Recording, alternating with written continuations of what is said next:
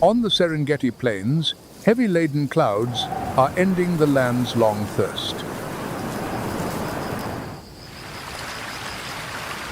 The haze recedes, giving way to a green carpet, yet one rife with peril.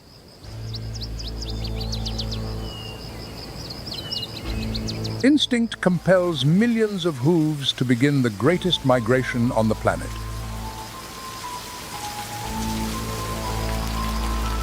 In the rain, the line between hunter and hunted becomes perilously thin. A new chapter of survival begins, where life is paid for in blood. A young male lion walks alone across the grasslands, bearing the air of one just exiled from his pride. He is now a solitary nomad, a king without a kingdom, searching for a chance to survive in the vast savanna. The downpours have drenched his mane, adding weight to a body already weakened by long days of hunger.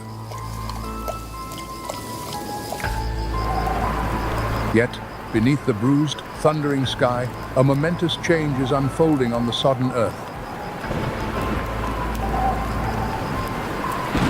The horizon itself seems to shift, vibrating with the arrival of tens of thousands of migrating wildebeest and zebra.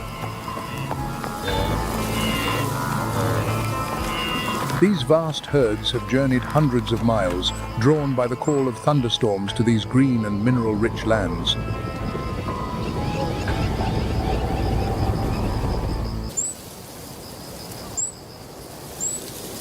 After the rain, the valley's sky brightens, heralding a moment of life or death for the lone lion in the path of the Great Migration.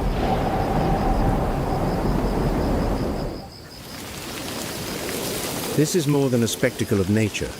It is his final hope for survival.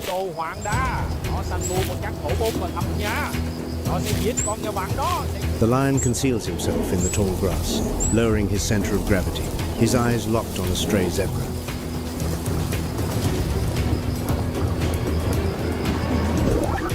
He explodes from cover like an arrow, but the pounce misses by a whisker as his prey reacts in time. The zebra herd vanishes in a cloud of dust, leaving the exhausted hunter standing alone in the immense field.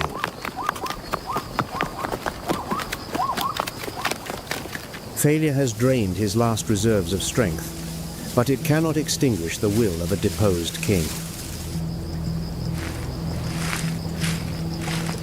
He rises wearily, moving on with patience to await another chance that fate may grant him.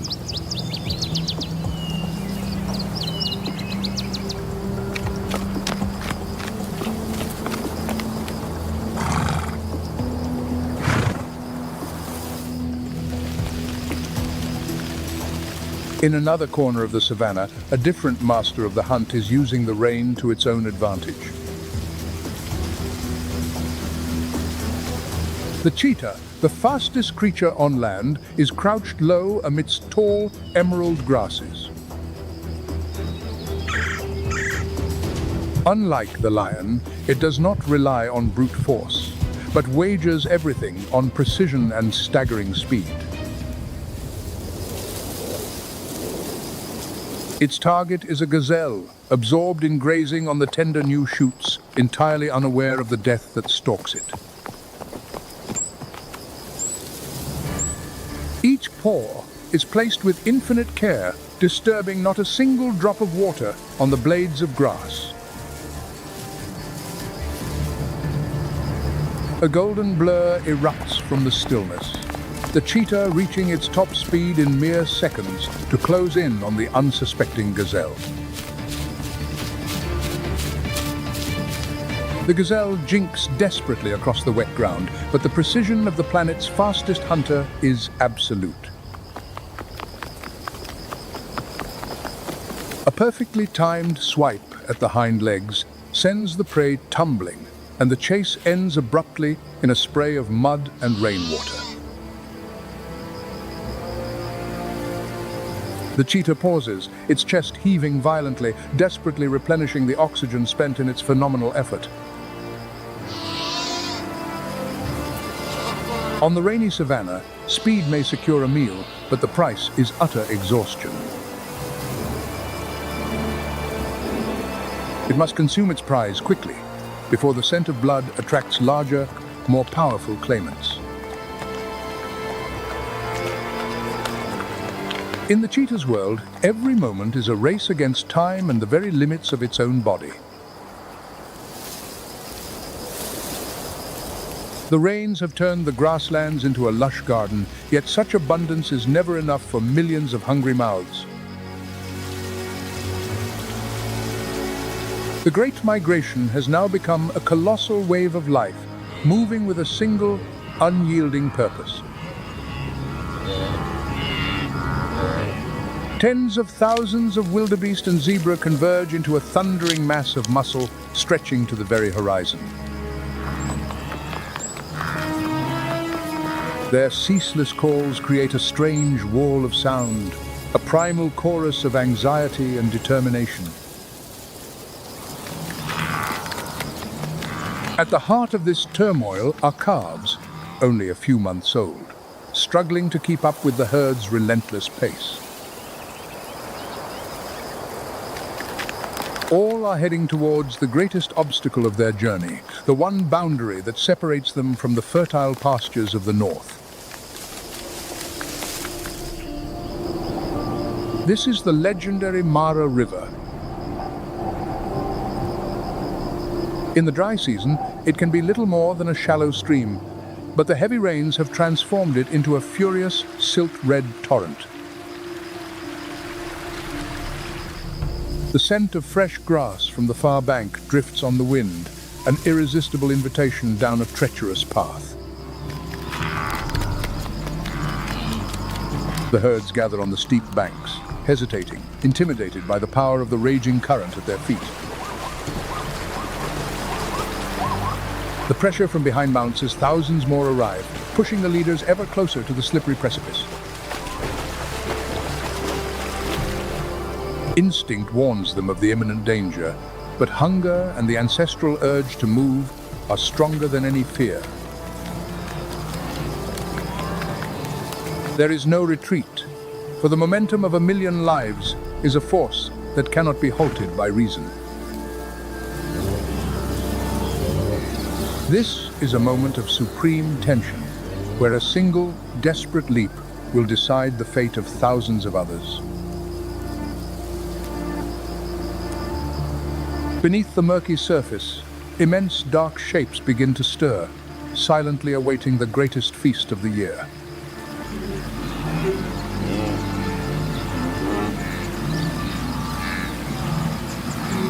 Finally, the pent-up tension on the Mara's bank exceeds the herd's endurance, as an old wildebeest, forced by the pressure from thousands behind, makes the fateful leap into the torrent. Instantly, a living waterfall follows, turning the already violent river into a maelstrom of chaos and spray. Beneath the turbid water, giant Nile crocodiles, creatures that have survived since the time of the dinosaurs, begin their patient hunt. They have no need for speed. The current and the crush of bodies deliver their prey directly into the path of their armored jaws. These predators have waited an entire year for this moment, and now they move like ghosts through the silt-laden water. A young zebra, separated from its mother, struggles for a foothold amongst the slick rocks and churning waves. In a flash, a cavernous snout erupts, clamping onto its target with a terrifying force of thousands of pounds. The struggle is brief, played out beneath the murky surface, where the notorious death roll extinguishes all hope of escape. Around them, thousands of others continue to trample over one another, swimming frantically towards the steep bank on the opposite side. Those wildebeest that escape the crocodile's jaws face another trial, climbing the sheer, slippery mud banks created by the rain. The weight of their waterlogged bodies and sheer exhaustion cause many to lose their footing, tumbling back into the river's deadly embrace. Many of the exhausted are simply swept downstream, where scavengers await an easy, delivered meal. The cries of the herd and the roar of the water create a tragic symphony, marking the harshest moment of their 1,000-mile journey. The Nile crocodiles take only a fraction, but their toll is the unavoidable price paid for the rest of the herd to continue its lineage. The river's surface is slowly stained with silt and blood, a testament to one of nature's most brutal dramas of survival. As the last of the animals scramble ashore, there is no time to look back. Instinct still urges them ever onward. The Mara River flows on, carrying with it the memory of the life and death struggle that has just concluded in its crimson waters.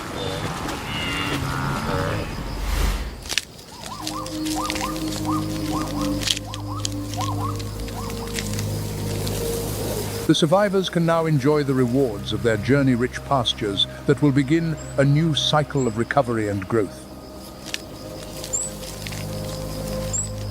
This harsh balance is the very engine that has kept the heart of the Serengeti beating for millions of years.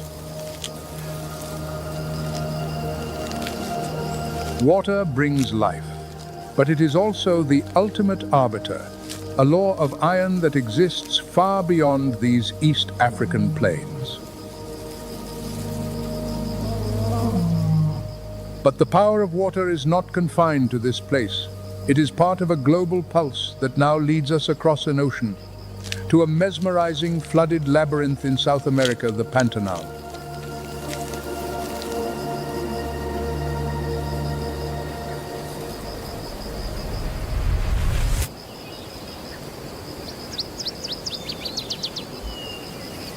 $10 million caimans, 68,000 square miles of wetland, and one rule above all others: adapt or vanish.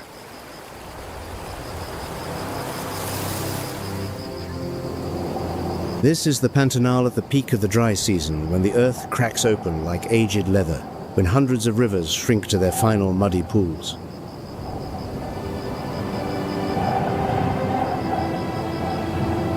Yaqare caimans lie stacked upon one another, hundreds crammed into a single shrinking pond.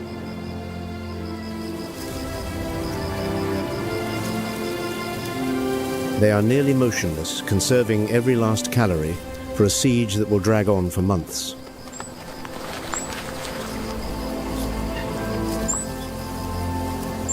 Some will bury themselves in the mud, slipping into a state of torpor that can last weeks on end.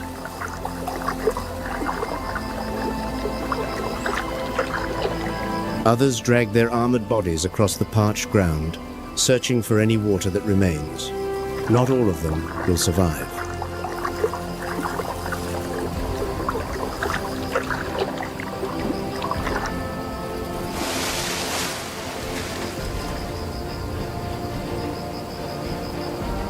But the Pantanal is far more than a story of caimans. The largest freshwater wetland on Earth spans 3 nations: Brazil, Bolivia, and Paraguay.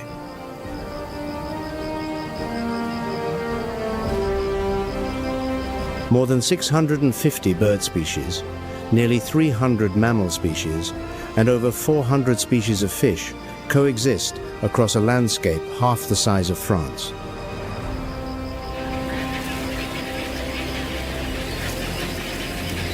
Here, every creature holds a link in the vast machinery that nature has assembled over millions of years.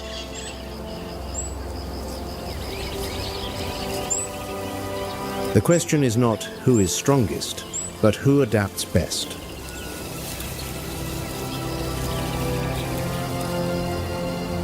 Welcome to Wildverse, where we explore the most extraordinary stories the natural world has to offer.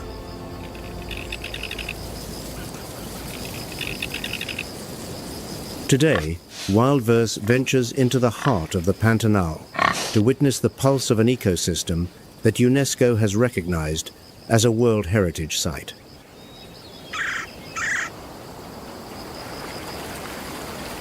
But when the waters retreat, who truly holds power here?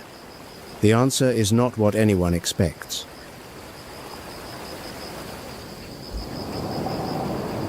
As the sun scorches the floodplain and rivers contract like veins running dry, one species still walks calmly through the parched grassland.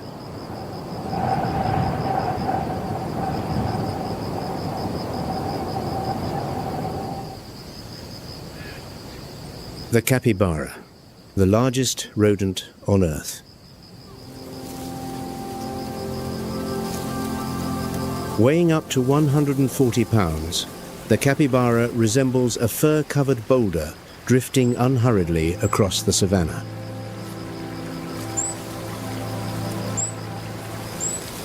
Its short legs are surprisingly quick. Its small eyes sit high on its head, perfectly adapted for watching the world while submerged.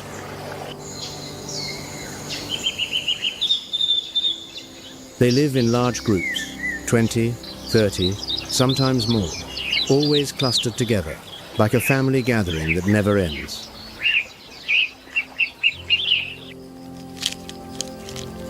This social structure is no accident.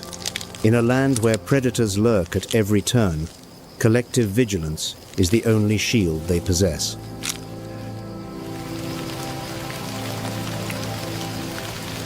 When one detects danger, a sharp alarm bark rings out, and the entire herd plunges into the water.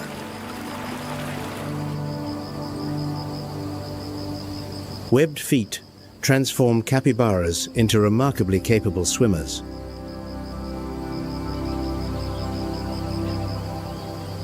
They can hold their breath underwater for minutes at a time, exposing only their eyes and nostrils above the surface, a living periscope.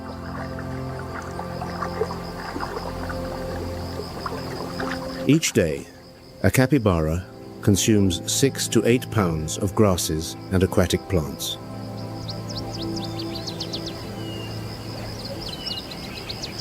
This ceaseless grazing reshapes the vegetation of the Pantanal, opening gaps for seedlings to sprout and sunlight to reach the forest floor.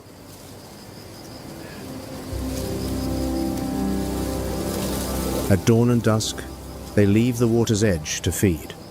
In the fierce midday heat, they wallow in mud or rest beneath the shade.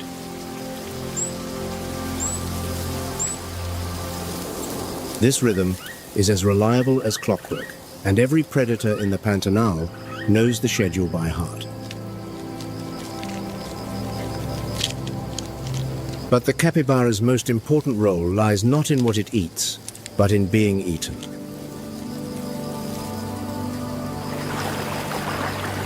It is the cornerstone prey for nearly every large predator in the Pantanal. And the most formidable of them all is watching the herd from the opposite riverbank.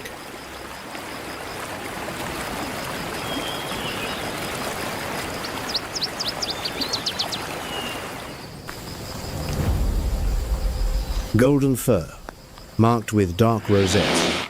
This is the jaguar, the largest cat in the Americas and the undisputed ruler of the Pantanal.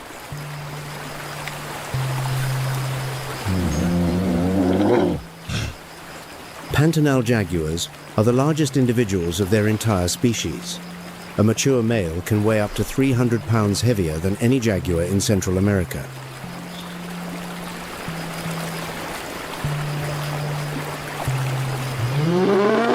Unlike its relatives, the lion or the Asian tiger, the jaguar has a stockier build, a broader skull, and shorter jaws.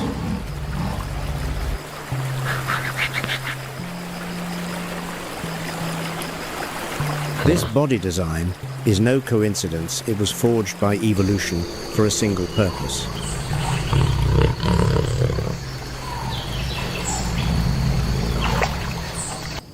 A bite force of 1500 psi, the most powerful of any cat relative to body size.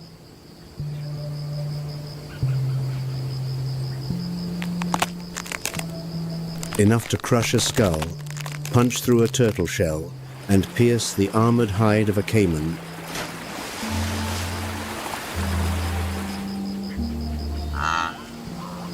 Where a lion strangles its prey, the jaguar chooses a more devastating method. A single bite to the skull. One strike. It is over.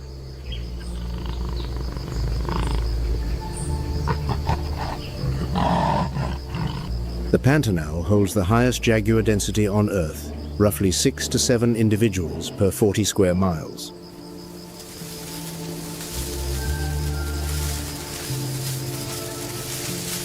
Nowhere else on the planet offers a better chance of observing this cat in the wild.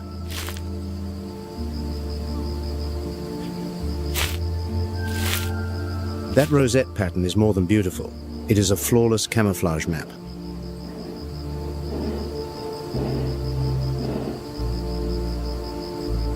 Among thick forest and flooded marshland, the jaguar dissolves into the landscape.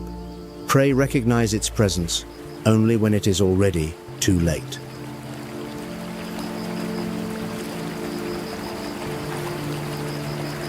What sets Pantanal jaguars apart is that they swim, and they swim well.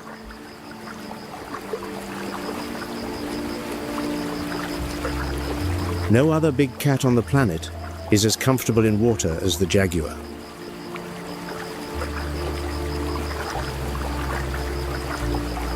They wade across rivers, dive into marshes, and ambush Yacaré caimans in the reptile's own domain.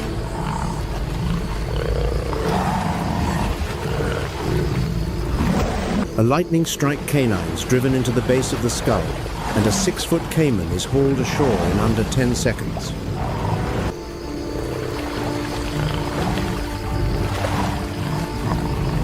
But the jaguar is more than a killer.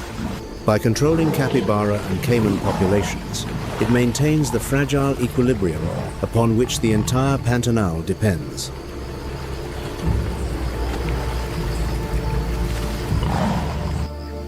Without the jaguar, capybaras multiply unchecked. Grasslands are stripped bare, soil erodes, and the flood cycle, the very heartbeat of the Pantanal, breaks down.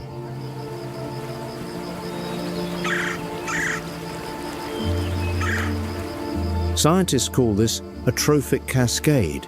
When an apex species vanishes, every layer beneath it collapses in turn.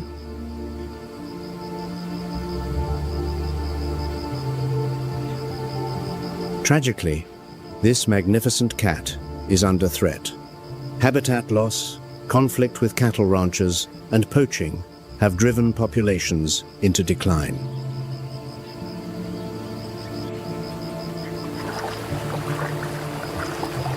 The IUCN lists the jaguar as near threatened. Across Latin America, its historical range has contracted by more than 50%.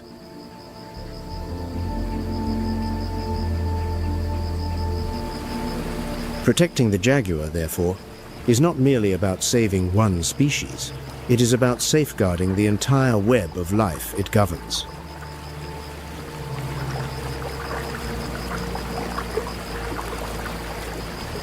But power in the Pantanal does not belong to the land alone. Along the flowing waterways, where the jaguar sometimes still prowls, another predator reigns supreme.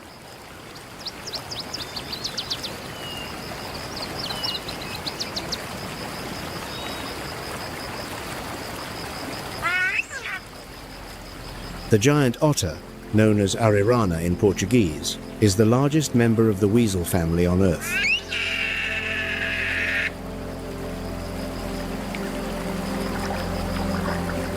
Stretching nearly 6 feet from nose to tail, its muscular body clad in short, dark brown fur, the arirana is built for speed beneath the surface.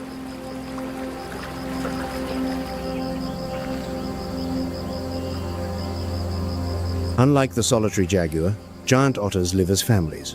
Groups of 3 to 8, sometimes as many as 20, are led by a dominant breeding pair.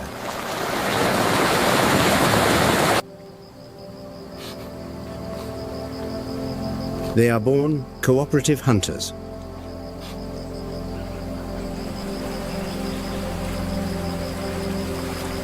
Underwater, they encircle schools of fish in coordinated formations, not unlike a wolf pack driving prey across the steppe, except the battlefield lies beneath the surface.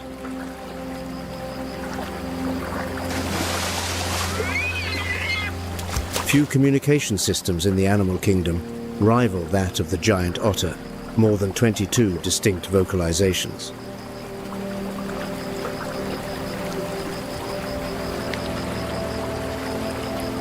From piercing alarm screams, to soft contact whistles, to deep-throated growls, aimed at intruders, each sound carries a specific message.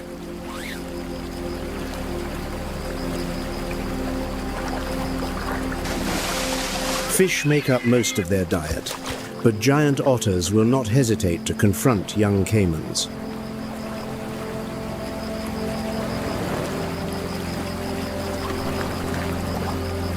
Using a strategy of swarming and simultaneous attack, the group can drive off a caiman 3 times their own size.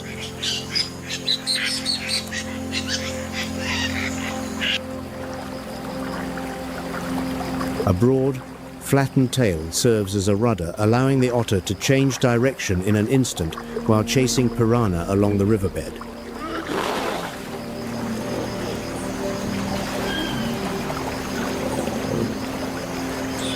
Yet the strength of numbers cannot protect the giant otter from the gravest threat it faces.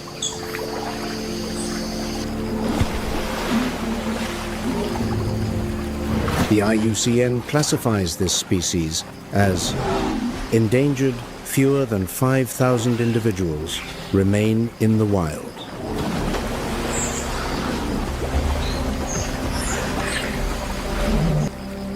Water pollution, deforestation, and illegal gold mining are poisoning the very rivers they depend upon. Mercury from mining operations accumulates in fish and then in the otters themselves.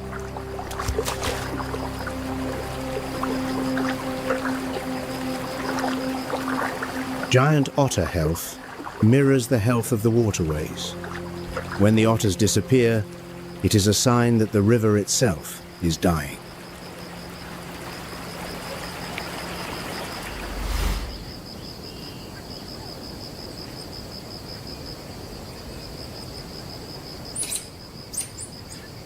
But danger in the Pantanal does not come only from the water. Onshore, beneath the forest canopy, another predator is on the move.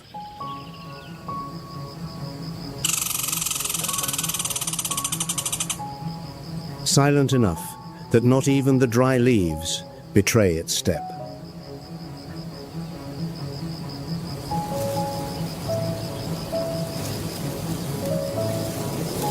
The puma, also known as the cougar or mountain lion, is the wild cat with the widest range in the Western Hemisphere.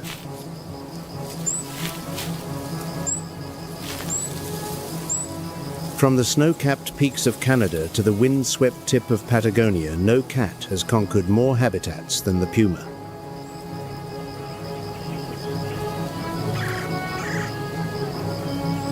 In the Pantanal, the puma lives in the jaguar's shadow, smaller, lighter, but no less dangerous.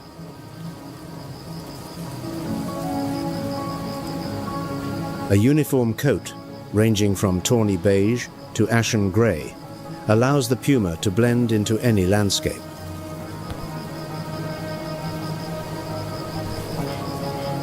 Dense forest or dry grassland, flooded marsh or highland plateau, all of it is puma territory.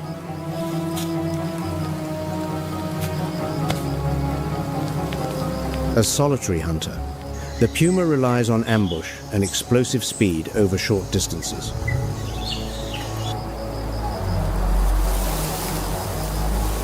One precise leap, one blinding pounce, and a capybara or marsh deer has no chance to react.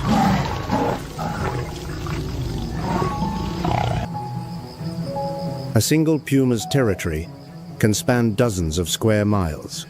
It patrols ceaselessly, traversing its boundaries each night.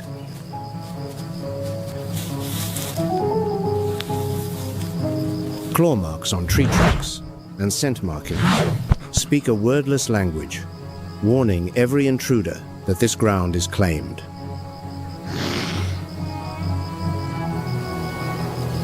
Puma and jaguar coexisting in the Pantanal is remarkably rare proof that this ecosystem is rich enough to sustain two apex cats at once.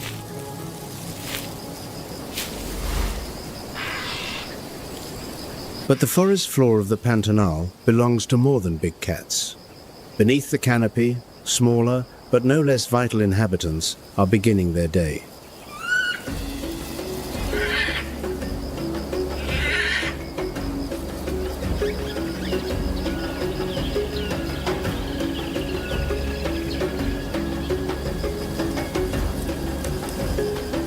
The coati, a relative of the North American raccoon, emerges in bands of 4 to 30, its long, flexible snout forever probing the soil.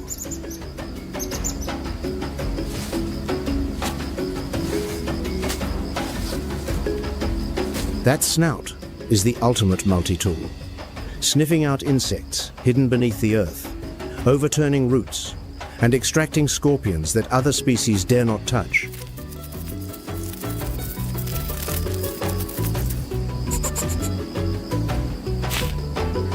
Coatis are also exceptional climbers. Sharp claws and a long tail carry them up and down tree trunks with ease.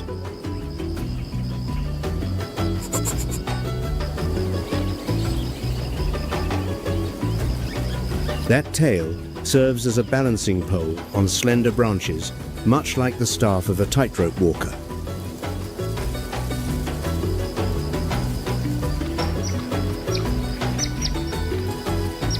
Coati social life is surprisingly complex. Bands communicate constantly through chirps, grunts, and whistles.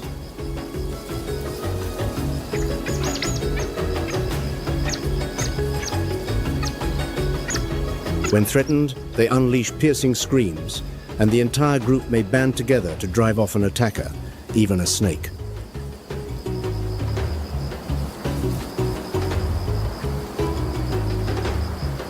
Adult males typically live alone outside the band.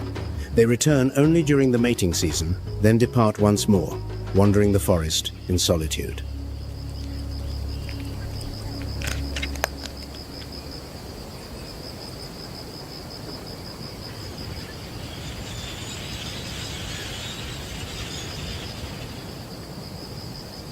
Sharing the canopy with the coati is the capuchin monkey, one of the most intelligent primates in South America.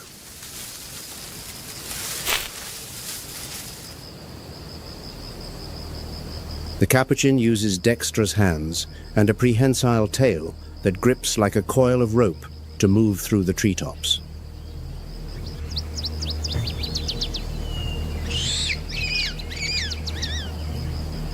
Its speed through the canopy is impressive, but what makes the capuchin truly remarkable is not speed, it is intelligence.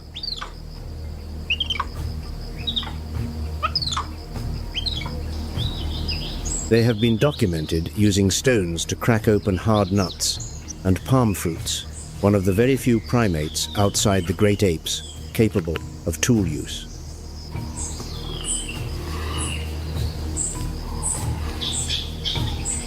Each stone is chosen with care, not too heavy to lift, not too light to generate force.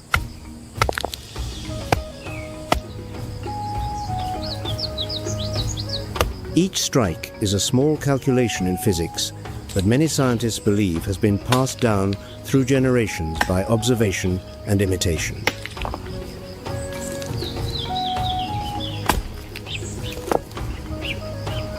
Living in complex social groups, capuchins communicate through a diverse system of calls and gestures.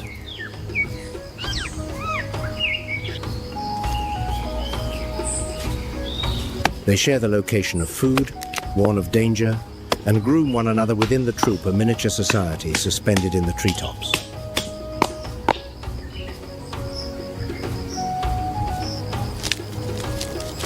By eating fruit and dispersing seeds, both coatis and capuchins play an invisible but essential role, the unwitting gardeners of the Pantanal forest.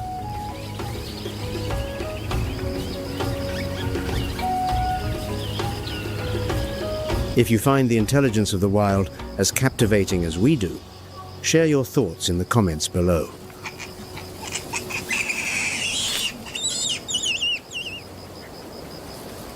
But if the coati and capuchin represent restless energy, the next species represents something entirely opposite the raw power of sound.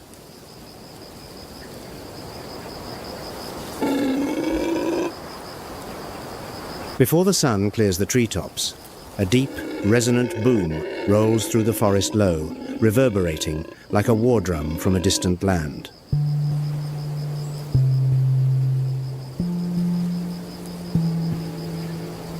It is the call of the howler monkey.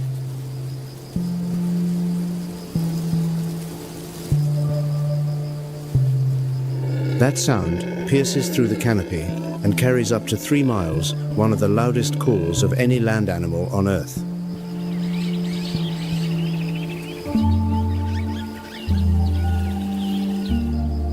The secret lies in the hyoid bone, a U-shaped structure unusually enlarged within the throat.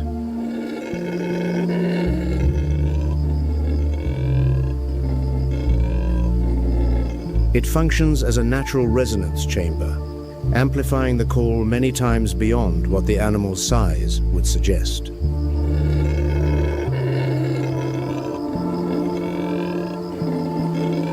But here is the surprise. That earth-shaking roar is not an act of aggression. It is a weapon of peace.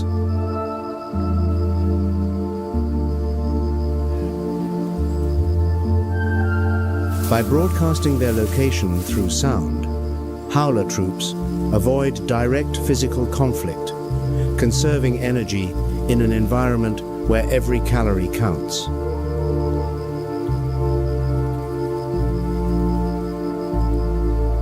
A curious study revealed that howler species with larger hyoid bones tend to have smaller testes, and vice versa.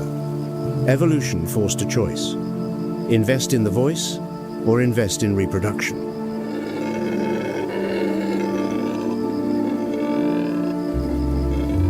Black and gold howlers in the Pantanal live in small troops, feeding primarily on leaves, flowers, and fruit.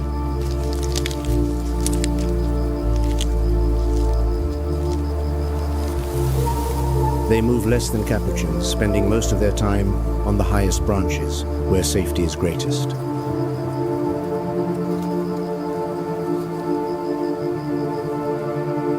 Adult males wear a coat of pure black. Females and juveniles are draped in golden fur.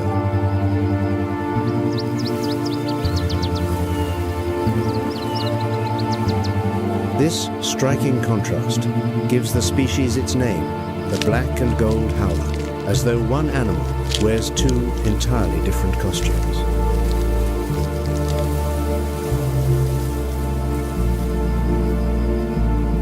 Their call awakens the forest each dawn and closes each dusk, the essential soundtrack of the Pantanal.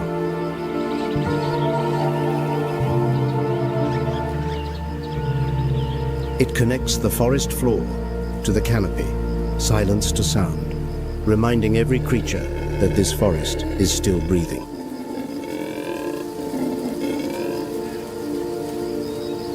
And as the last echoes of the howler fade among the leaves,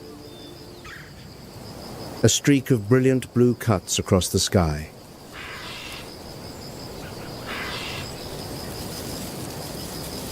Vivid enough that the entire forest seems to look up.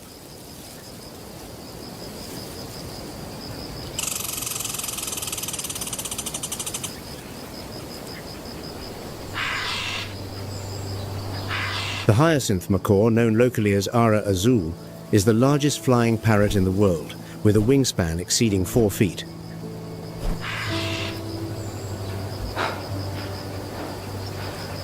Plumage of deep cobalt blue, a ring of bright yellow around each eye, and the base of its beak, the hyacinth macaw, is a masterpiece that nature spent millions of years perfecting.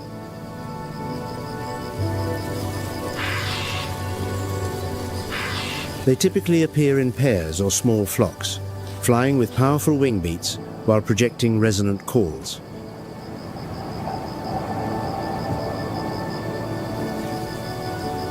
Those calls slice through the stillness of the Pantanal's dawn, and dusk, a sound at once wild and ceremonial.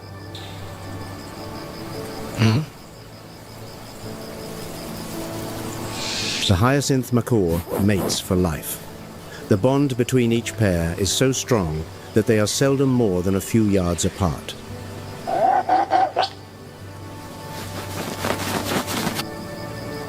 Even while foraging, they fly wing to wing, two parallel streaks of blue gliding across the sky.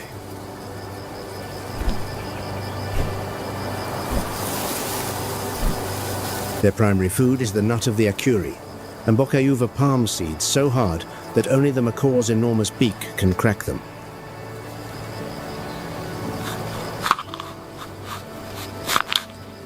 That crushing force can split nuts.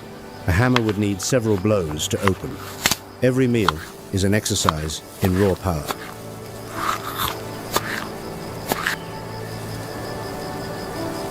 But there is a troubling truth.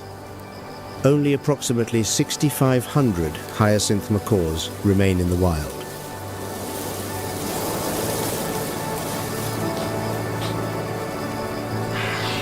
The IUCN lists them as vulnerable.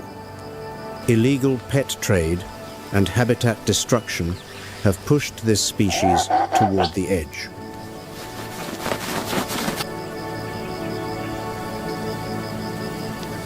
The Pantanal is their last stronghold, home to roughly 76% of the entire global hyacinth macaw population.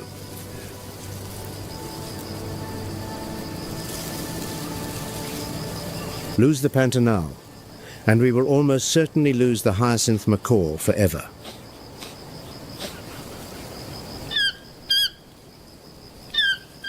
Sharing the canopy with the macaw, another bird commands attention with a beak unlike any other, the toucan.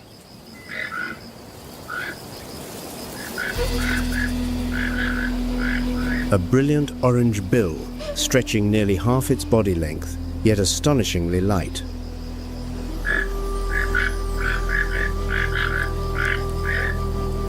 Its hollow interior resembles a honeycomb, both structurally sound and virtually weightless, an engineering masterwork of evolution.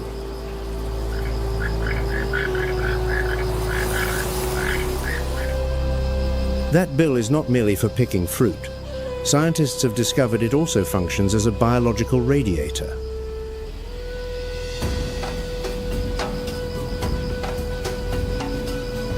Blood flowing through a network of capillaries across the bill's surface allows the toucan to shed excess body heat at night, a natural cooling fan.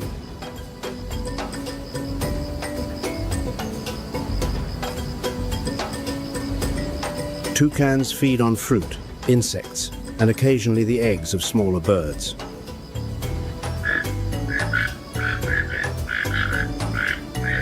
When eating, they toss fruit into the air and snatch it mid-flight like a juggler in a circus. Undigested seeds are deposited far from the feeding site, spreading new growth throughout the forest.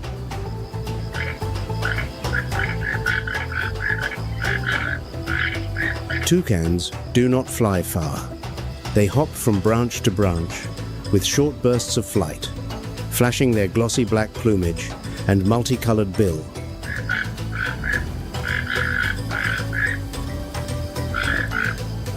That bill is like a moving flag among the green canopy, unmistakable from a distance.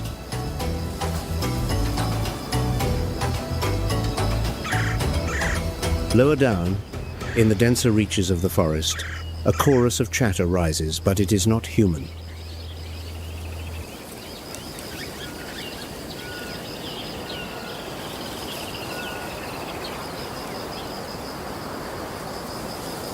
The green parrot, known as the Papagayo verdadero, is among the finest vocal mimics on the planet.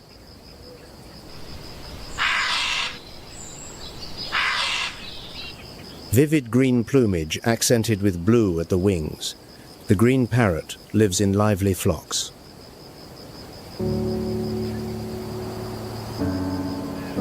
They constantly share food and alert one another. Every call carries meaning, from danger warnings to announcements of a new food source.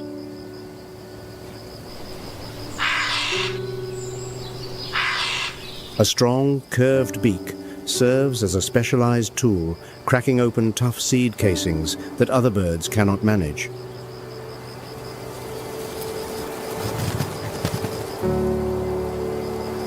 They feed on seeds, fruit, and flowers, playing an essential role in seed dispersal and the regeneration of the forest canopy.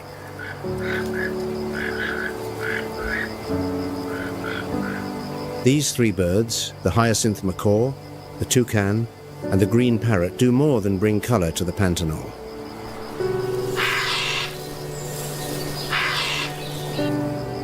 They are its silent architects, renewing the forest each day by scattering seeds across the landscape.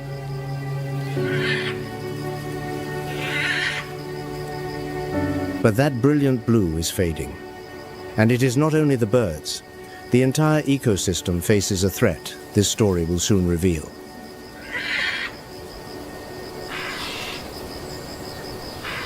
Leaving the forest canopy, stepping out onto the vast open grasslands, a realm where nothing can hide.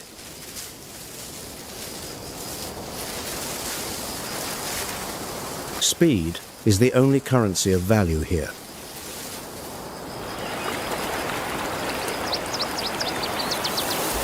The great rhea, the largest bird in the Americas, strides across the Pantanal grasslands with the confidence of an animal that knows it has few rivals.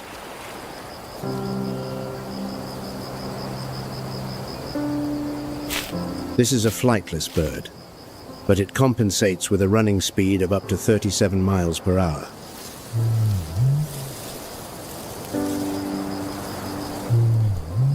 Enough to outpace most predators. And when running, its large wings spread wide like sails, providing balance through sudden turns.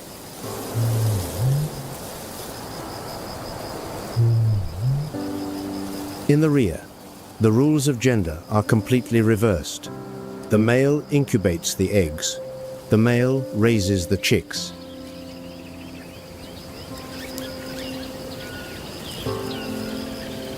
The female lays her clutch and moves on sometimes to the territory of another male to lay again.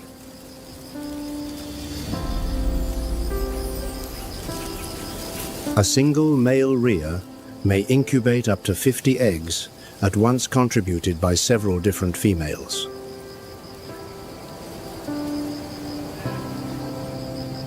Each egg weighs roughly 1.5 pounds. He sits motionless on the nest for 6 weeks, rarely leaving even to eat.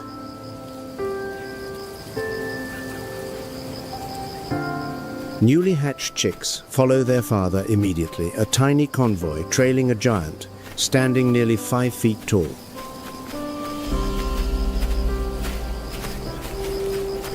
It resembles a peculiar parade crossing the endless grassland.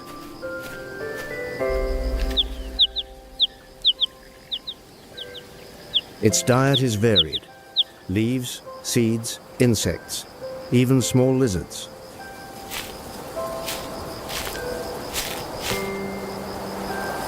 By consuming seeds and ranging widely, they disperse plant species across the plains, maintaining the botanical diversity that the grassland depends upon to survive.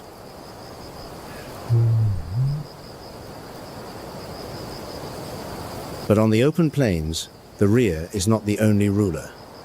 The shadow of broad wings passes over the ground.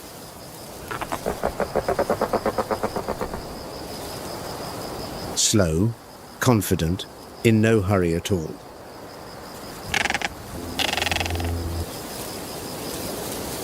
The caracara, a bird of the falcon family that behaves nothing like a falcon, is the shrewdest opportunist in the Pantanal sky.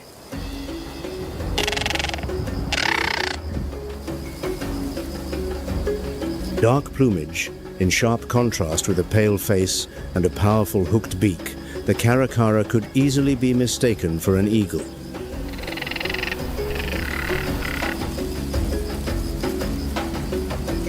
But it is far more pragmatic than any eagle.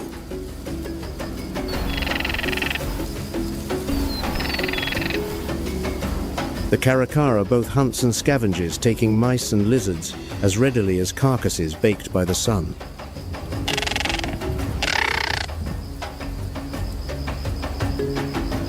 It will even walk along the ground, searching for food. Unusual behavior for a raptor, but remarkably effective.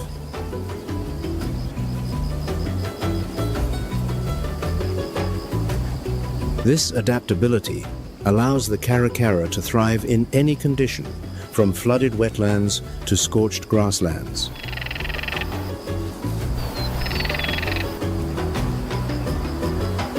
Intelligence and flexibility enable it to exploit food sources that other raptors overlook entirely.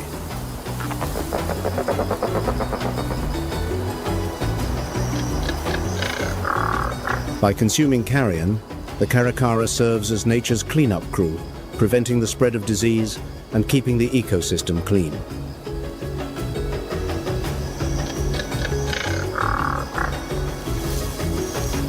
An unglamorous job, but an indispensable one.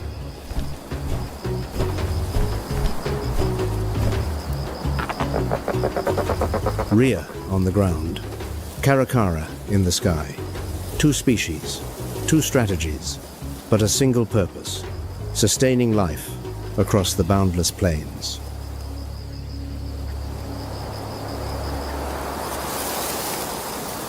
And then, as if the Pantanal knows when it must save itself, dark clouds gather along the horizon.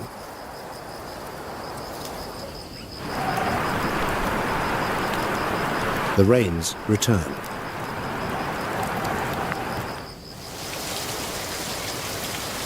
Water pours down from the Brazilian highlands, surging through thousands of rivers, filling every crack in the parched earth.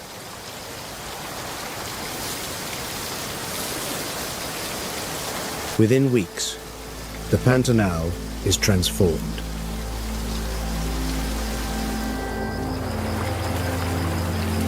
The mud pools where caimans lay stacked in desperation are now vast, gleaming lakes.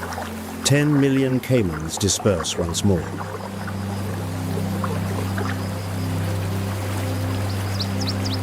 Each reclaims its own territory. Each begins a new cycle of hunting.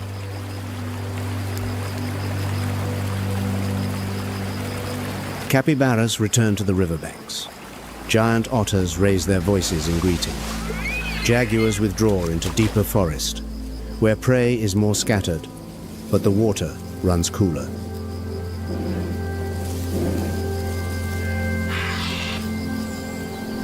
Hyacinth macaws cut across clear skies. Howler monkeys greet the new dawn with their thunderous chorus. Toucans hop among rain-washed branches.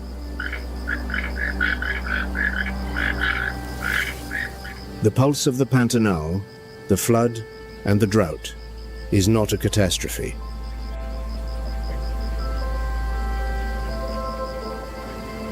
It is the self-correcting mechanism that this ecosystem has operated for millions of years. Each rise and fall renews, cleanses, and rebalances everything.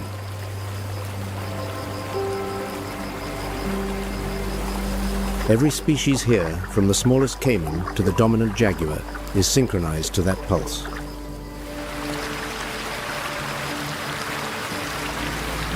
When one link is damaged, the entire system shudders.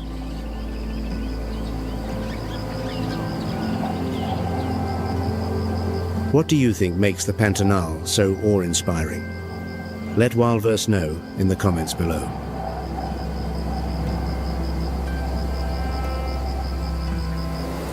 But that pulse is faltering.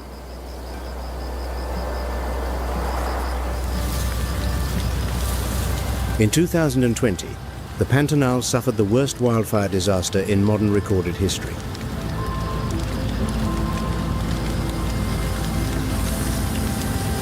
"30% of its surface was incinerated, nearly 4.5 million acres reduced to ash in a matter of weeks.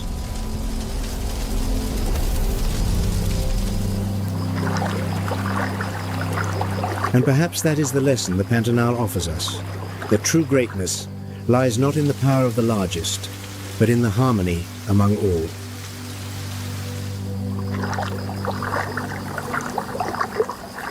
Thank you for joining Wildverse. The natural world still holds countless stories waiting to be told. We will see you on the next adventure.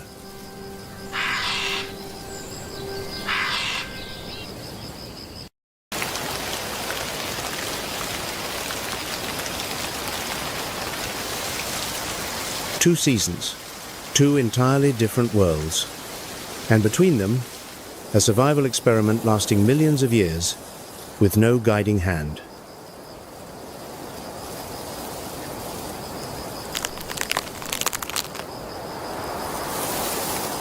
What holds this fragile web of life from collapsing when the very ground beneath it changes completely twice each year?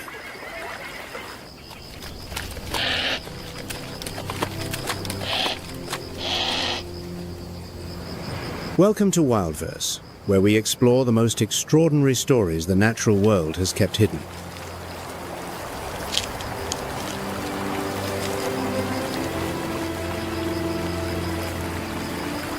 Before we venture deeper into this land, hit subscribe and turn on notifications so you never miss a journey with Wildverse. And let us know in the comments, where are you watching from?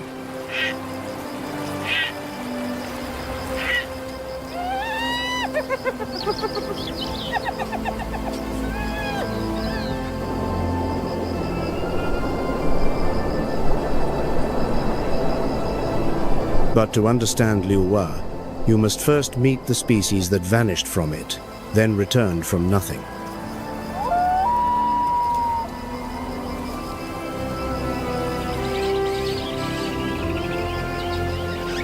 As the first light of dawn touches the tips of the grass, a deep roar rises from the east, carrying across 5 miles of open plain, unstoppable.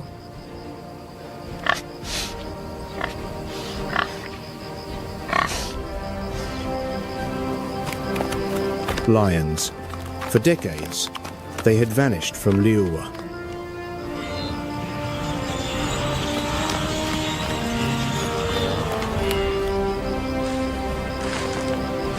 Poaching and illegal hunting in the 1990s wiped out the entire lion population here.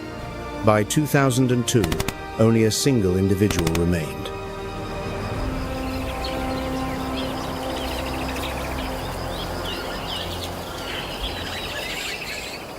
Lady Liuwa, the last lioness. She wandered the empty savannah for years, a solitary figure in a vast landscape where no answering roar ever came.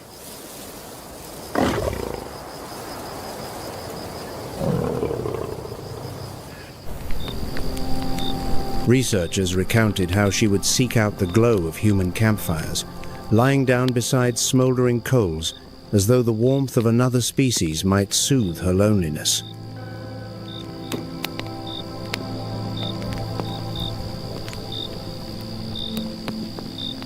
Her story, brought to the screen by National Geographic in 2010 as The Last Lioness, became a global symbol of ecological loss and of hope.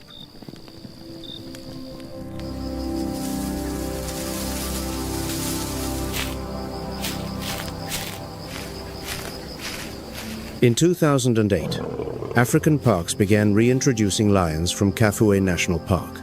Lady Liuwa could not bear cubs of her own, but she adopted and helped raise the offspring of the newly arrived females.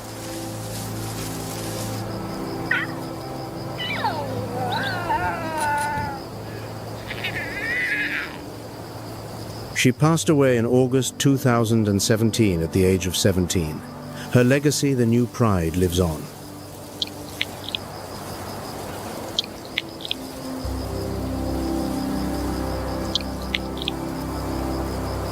Among them stood Bon Jovi, a striking male with a thick, dark mane named after the legendary rock star.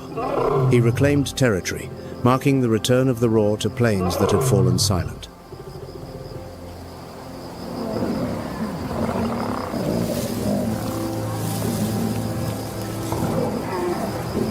Though Bon Jovi was later relocated to Kafue due to conflict with local communities, his story proved that nature can recover if humans allow it.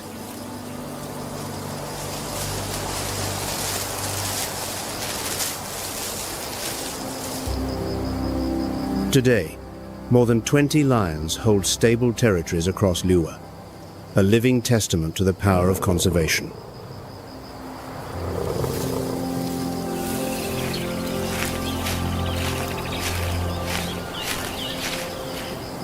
Lions live in prides, typically 1 or 2 adult males, several related females, and their cubs.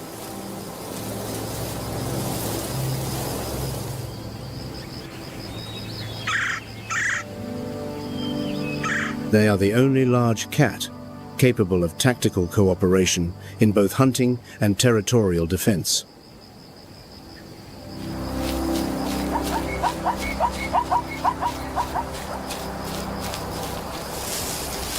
During the dry season, when the food chain is stretched to its limit, lions rely on pack strength and ambush tactics, especially at waterholes, where thirst dulls the vigilance of prey.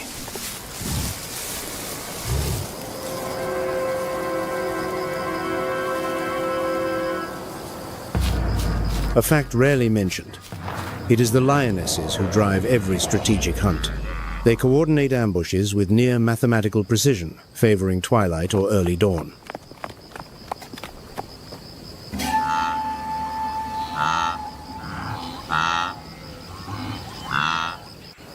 The males, with their heavy manes, seldom participate directly. Their primary role is territory defense, maintaining bloodlines, and confronting external threats.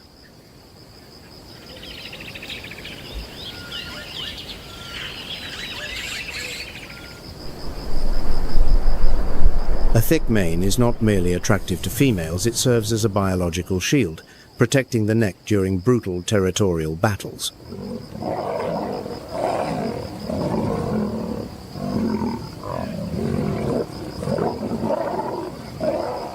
The lion's roar, one of the most iconic sounds of the savannah, carries up to 5 miles, declaring the presence and dominion of the apex predator.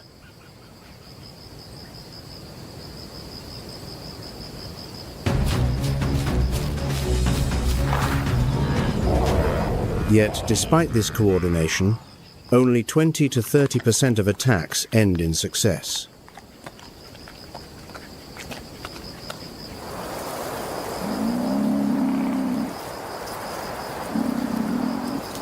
Every failure carries consequences. Prolonged starvation threatens the pride, especially cubs too young to participate.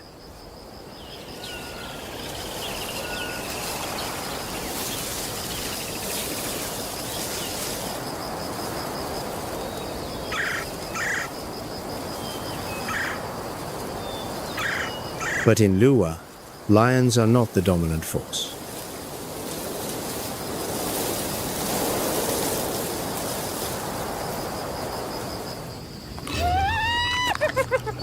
With an estimated 200 to 300 individuals, spotted hyenas are the true power of these plains.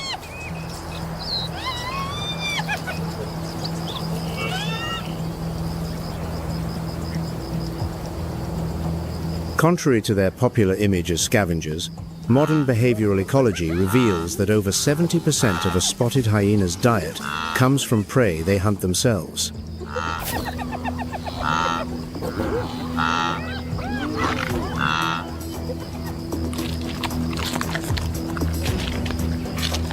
Across many ecosystems, their hunting success rate reaches roughly 1 in 3 equal to or exceeding lions under the same conditions.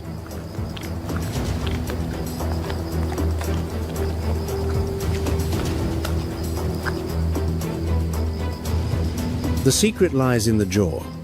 A spotted hyena's bite force is sufficient to crush large bones horns, even hooves, materials most predators must abandon.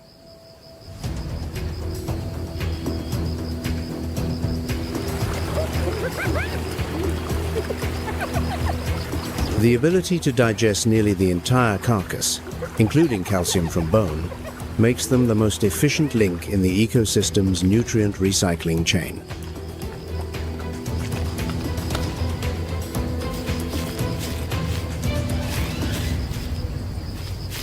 Their hunting tactics are remarkably flexible.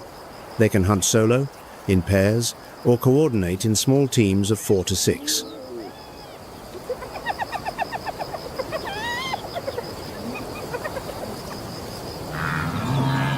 In special circumstances, such as the wildebeest calving season, dozens converge to apply pressure and fragment herds, isolating the most vulnerable targets.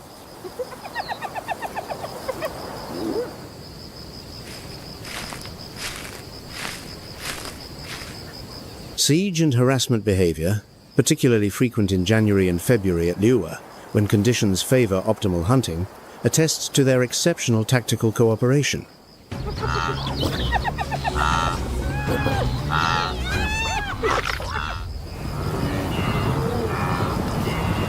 Spotted hyena society follows an absolute matriarchal hierarchy, one of the most complex social ranking systems among mammals.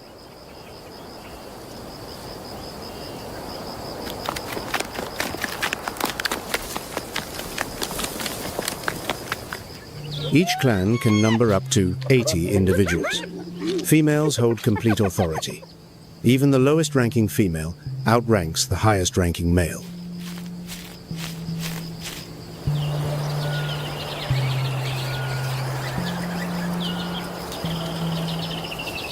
Rank is determined not by strength alone, but by lineage. Daughters of high-ranking females automatically inherit privileged status, a form of dynastic power rare in the natural world.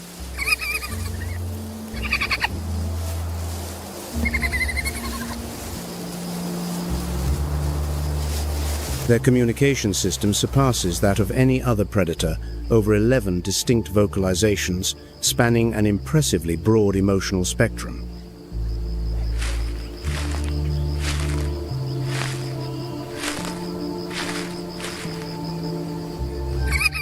The characteristic laugh signals submission. Moaning and high-pitched calls transmit complex social information across miles of grassland.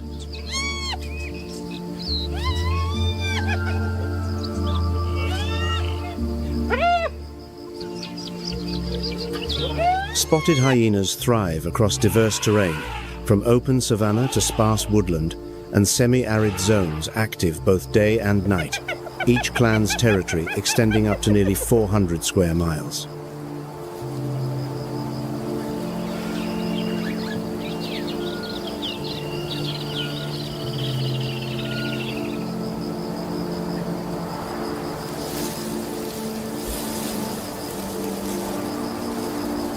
But even the rulers of the plains must yield to what is coming the dry season.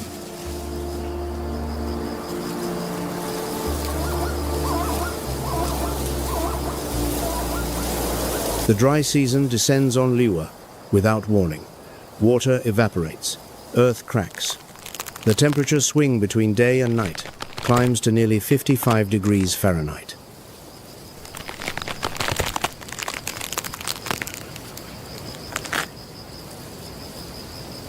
And on that scorched earth, a faint paw print barely visible, the sole evidence of the most solitary hunter on the plains.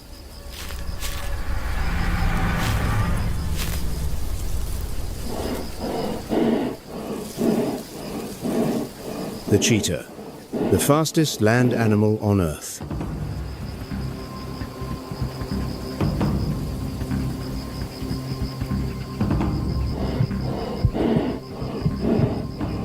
Its body is an engineering masterpiece. 40 million years of evolution sculpted for a single purpose: speed.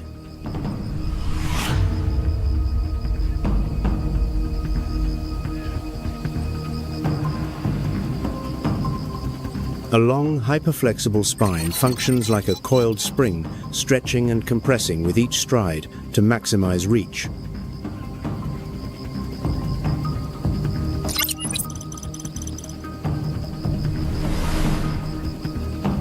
Long, slender legs operate as precision levers. Semi-retractable claws, unlike any other cat's, grip the ground like a sprinter's cleats.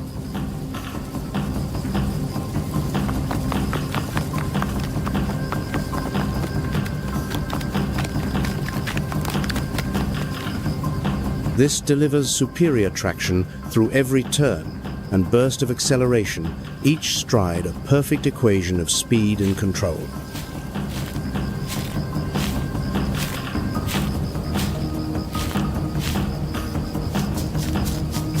"70 miles per hour, 0 to 60 in 3 seconds faster than most supercars on the planet.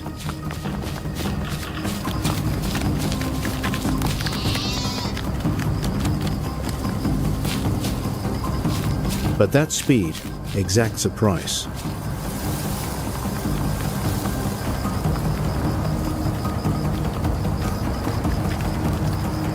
Each chase lasts less than a minute and rarely exceeds 1,000 feet.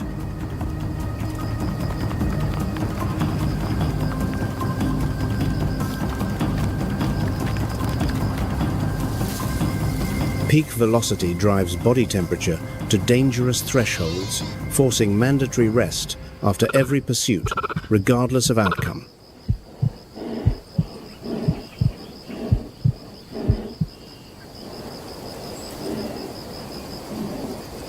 On its coat, every black spot against tawny fur is unique, like a fingerprint.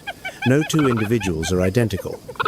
These markings also aid recognition within small hunting groups across open terrain.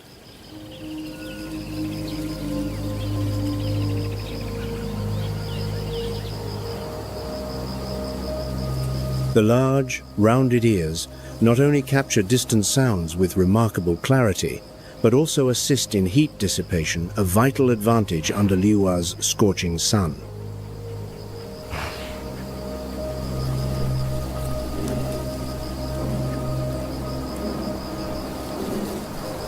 Here, only a handful of cheetahs have been recorded. Faint prints in fine dust are sometimes the only proof of their existence.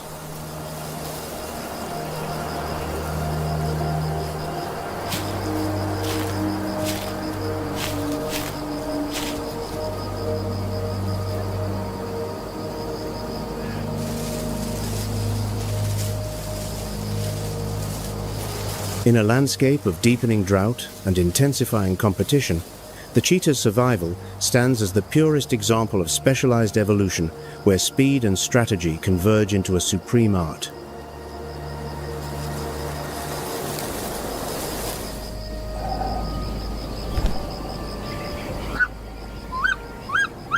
Beneath the cloudless dry season sky, a wingspan exceeding 8 feet glides slowly through scorching air, as though the vastness above were merely a familiar stage for its patrols.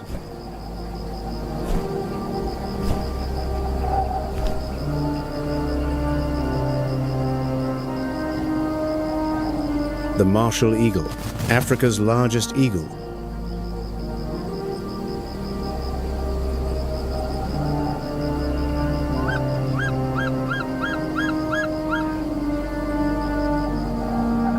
With a body length approaching 3 feet 8 inches and weight up to 14 pounds, that imposing frame is paired with talon grip strong enough to fracture a human forearm.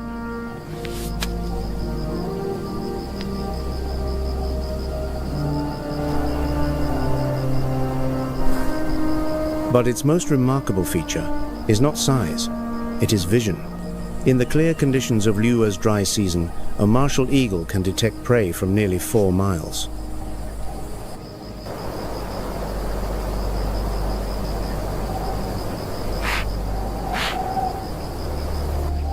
A detection range virtually unmatched by any other predator in the ecosystem.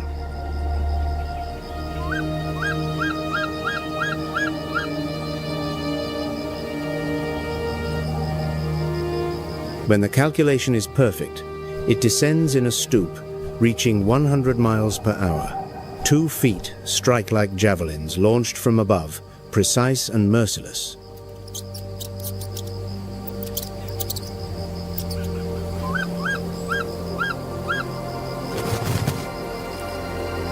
During the dry season, as prey ranges farther in search of water, the Martial Eagle extends its hunting territory significantly, flying dozens of miles each day while maintaining cautious distance from human activity.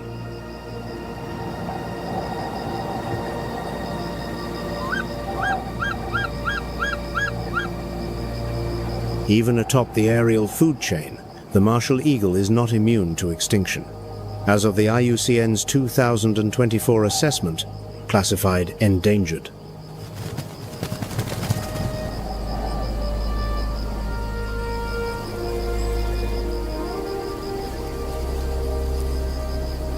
Causes are multifaceted. Habitat loss from agricultural expansion, collisions with power infrastructure, secondary poisoning from contaminated carcasses, and persecution, often rooted in the mistaken belief they threaten livestock.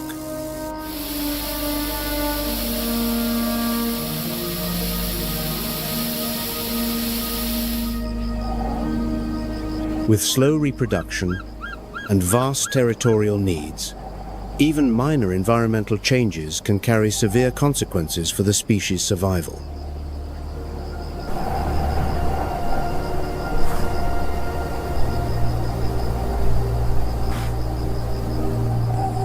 As the eagle completes its stoop, the grassland sinks into weighted silence.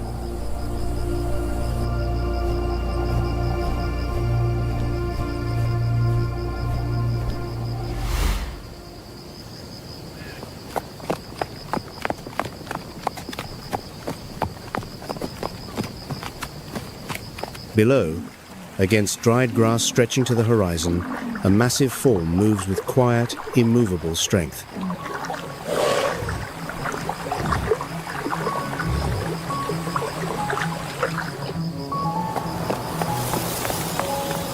The African buffalo, weighing up to nearly 2,000 pounds, standing almost 5.5 feet at the shoulder, the embodiment of collective endurance.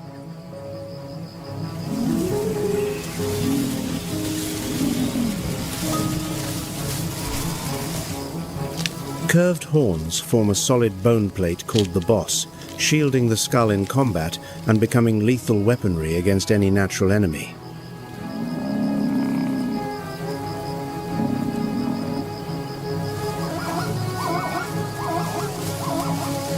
Unlike wildebeest or zebra, buffalo do not leave Liuwa seasonally.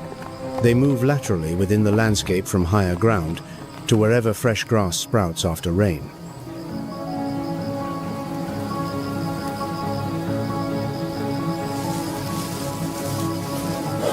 Their routes are guided by accumulated experience and the collective memory of the oldest members, an invisible map, accurate down to every stream.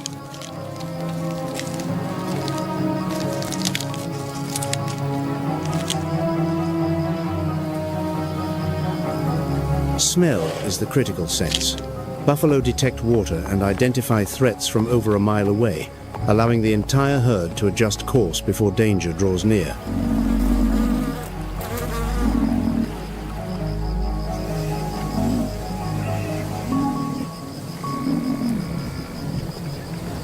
Social structure is built on cohesion and tight coordination. Each herd may number from a few dozen to over 300, led by the patience and wisdom of its most senior members.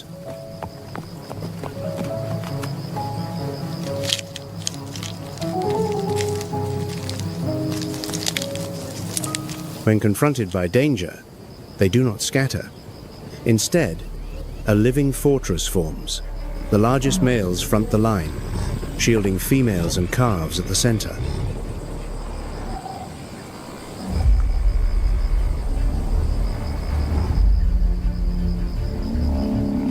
Multiple cases of lions killed during coordinated counterattacks have been documented, testament to collective power and protective instincts passed through generations.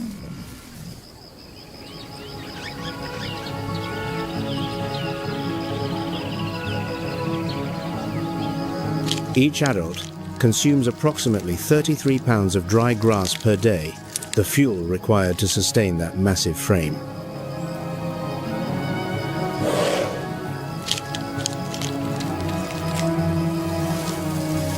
Large-scale grazing controls vegetation height, creating pathways for ground-nesting birds and smaller herbivores.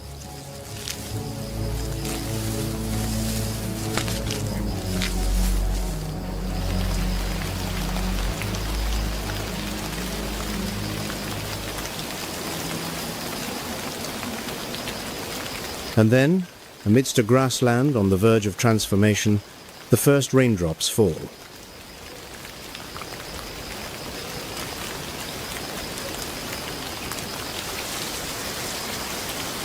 The wet season arrives, but it brings no safety. It brings an entirely different kind of danger.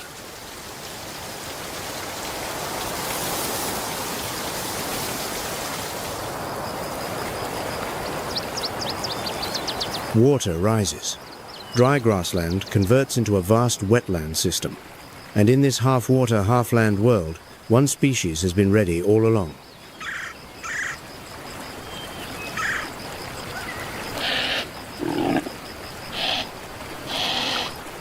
The red lechwe born to live between two worlds.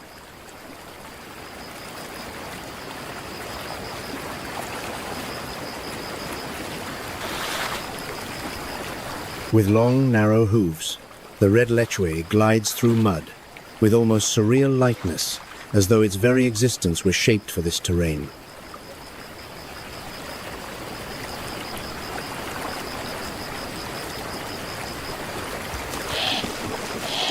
Dark markings on the forelegs stand out like symbols painted by nature itself, helping individuals recognize each other through mist and the chorus of frogs blanketing the plain.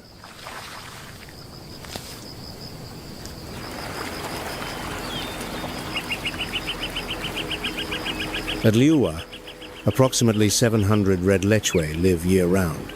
Unlike wildebeest, they do not migrate far but adjust position by water level.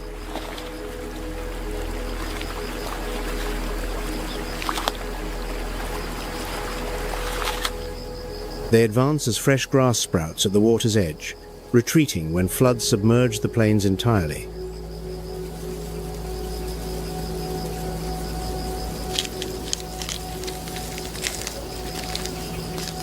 Adult males stand about 4 feet tall and weigh around 265 pounds. Their coats carry a natural waterproofing oil that maintains body temperature even during hours of immersion in cold floodwaters.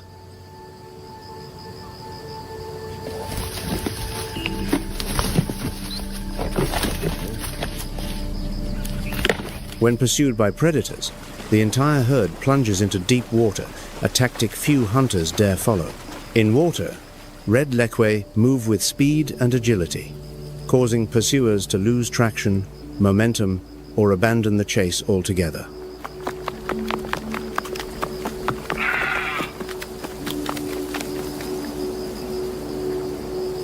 They rely not on raw speed or brute strength, but on mastery of environment, knowing how to flow with the current, selecting the right grasses, and avoiding treacherous depths.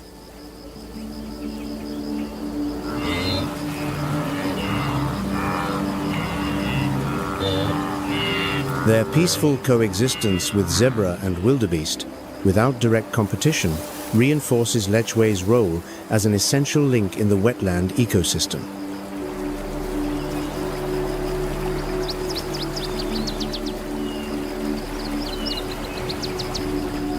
They regulate aquatic plant biomass and create safe corridors for water birds.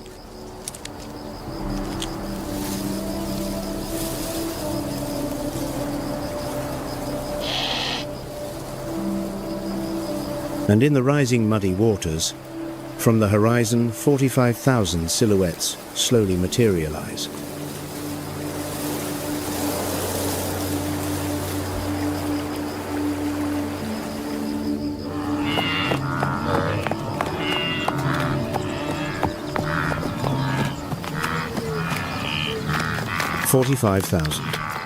The second largest terrestrial migration in Africa, surpassed only by the millions flowing across the Serengeti and Mara.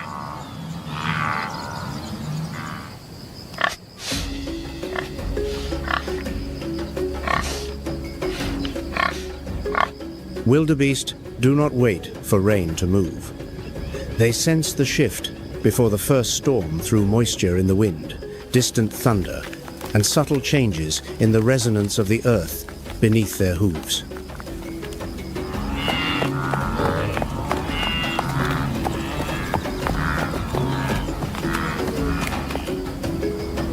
This migration is not a random journey.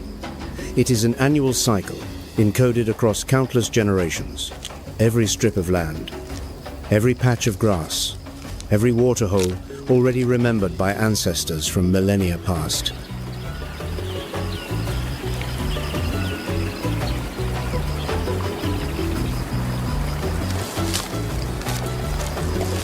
They traverse waterlogged depressions and cross streams along routes cutting through the Liuwa floodplain.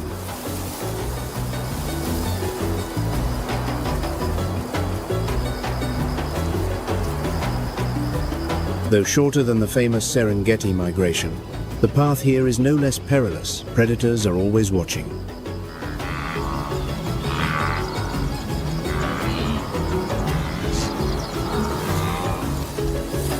The deep, characteristic call of the males carries over a mile, an acoustic signal cutting through grassland to maintain herd contact.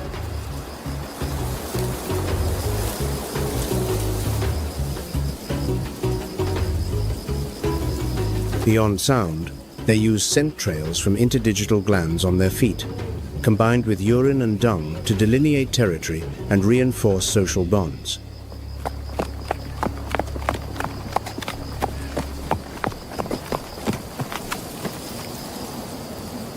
When danger strikes, the herd forms a defensive circle by instinct calves at the center, adults facing outward.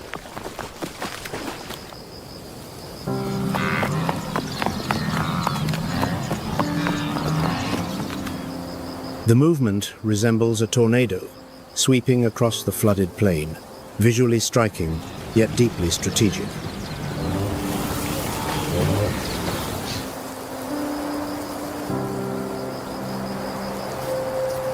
Without a single leader, they rely on constant mutual observation.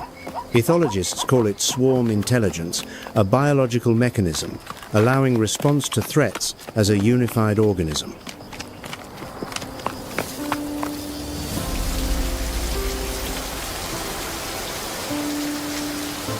At the end of the wet season, breeding begins. After approximately 8.5 months of gestation, females give birth just as the grassland starts to dry.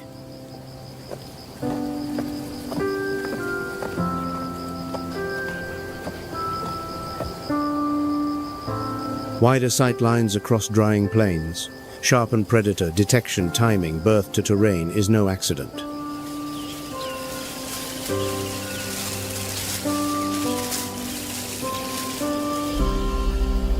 Within minutes of birth, a calf stands.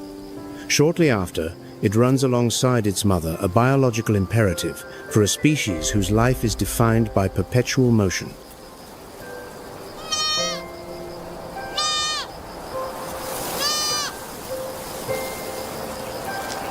The wildebeest is the tireless gardener of the savanna. By cropping short grass, they create space for taller grasses and shrubs to flourish elsewhere.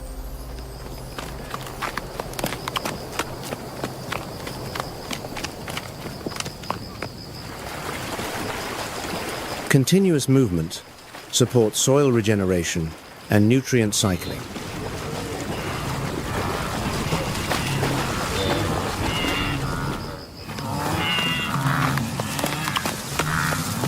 When an individual falls, its body does not mark an ending. It triggers countless new food chains.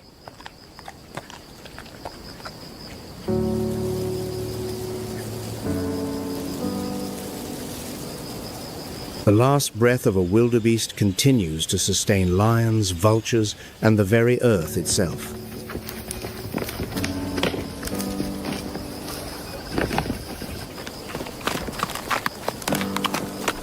If this migration has captivated you, share with Wildverse in the comments what makes Liuwa so remarkable to you.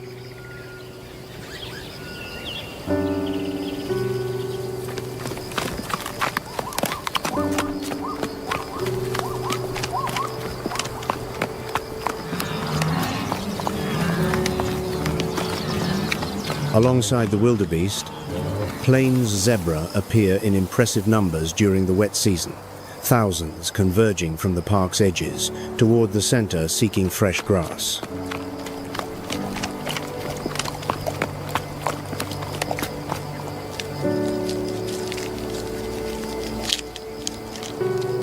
Unlike the wildebeest's strategic endurance, zebra rely on rigid social structure and keen observational skills to survive.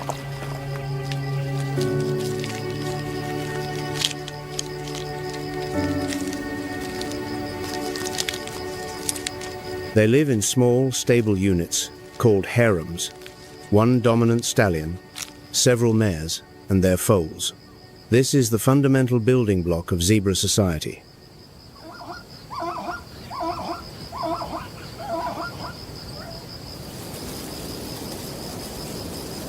Each individual carries a completely unique stripe pattern, like a fingerprint, no two alike. Science has studied their thermoregulatory potential through air convection between heat-absorbing dark and heat-reflecting light zones.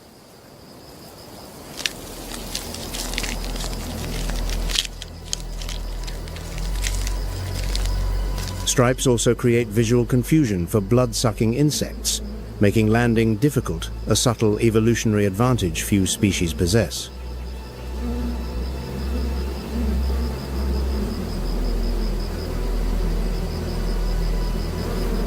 Adults weigh between 485 and 660 pounds, standing 4 to 4.5 feet at the shoulder. Gestation lasts 12 to 13 months.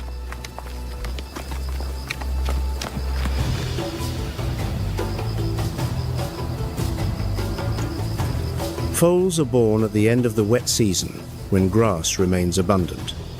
Within minutes, a newborn stands and follows its mother, instant adaptation for a life defined by movement.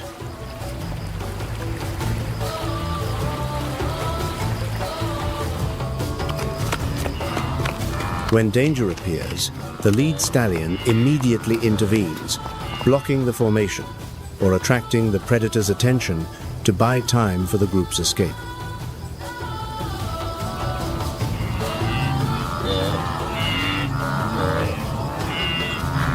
Bonds within each harem are maintained through mutual grooming, body contact, and a complex signaling system, from resonant barks to subtle ear and tail movements.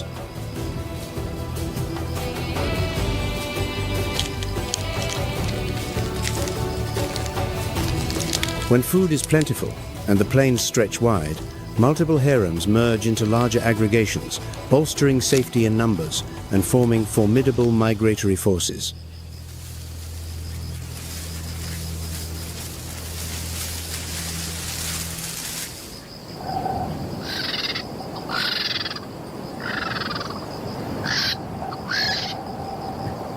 High above, against the open vault of sky, another pair of wings silently patrols the white-backed vulture.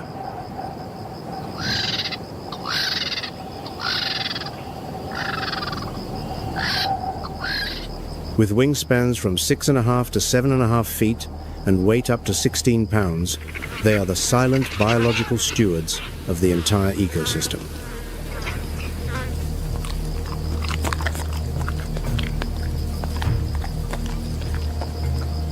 The distinctive white back, most visible with wings, spread along with a bare head and neck, permits deep immersion into carcasses without infection risk.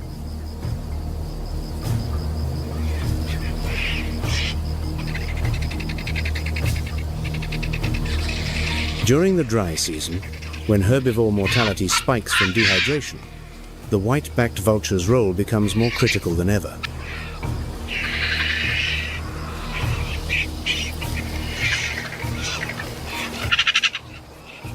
They converge in flocks of hundreds, capable of stripping a medium-sized carcass clean in under an hour.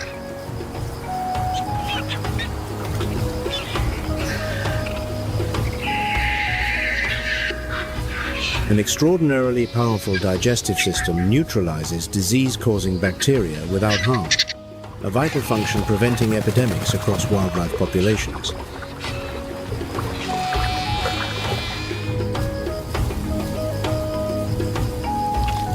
Historical population estimates stood at approximately 270,000. Today, the white-backed vulture has declined over 80%, classified critically endangered by the IUCN.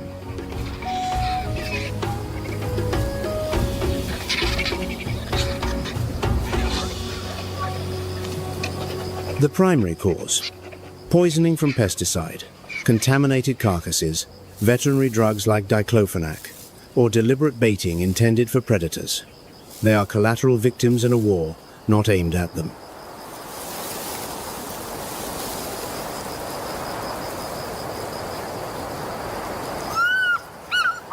Below, on water-reflecting sky, another figure emerges.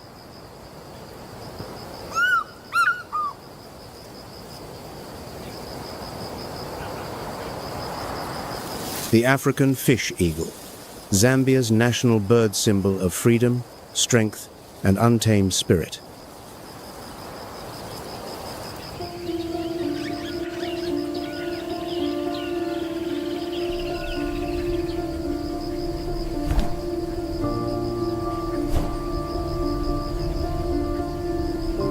With a wingspan of nearly 8 feet, it is light enough to glide effortlessly above marshes, yet powerful enough to strike in a fraction of a second with absolute precision.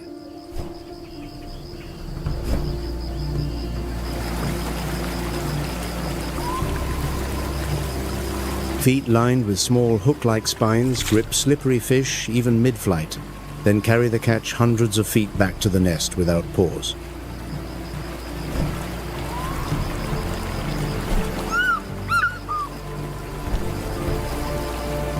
They maintain a lifelong monogamous bond. Each year they return to the same nest, a massive construction of dry branches spanning and rising over 6 feet, anchored in large riverside trees.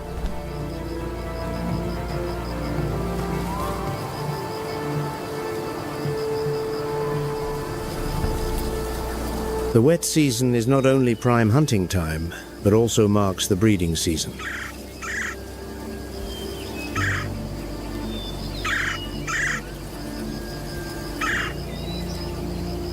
Yet the fish eagle does not limit itself to self-caught prey when opportunity arises. It robs food from herons and egrets, a behavior called kleptoparasitism.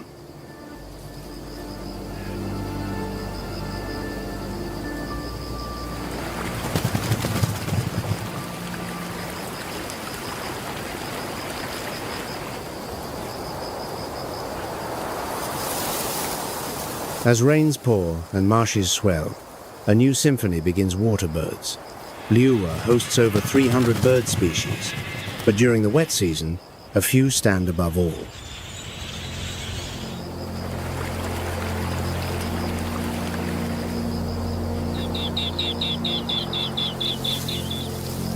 The grey-crowned crane, standing approximately 3 feet 3 inches tall, wingspan reaching 6.5 feet, crowned by a golden plume.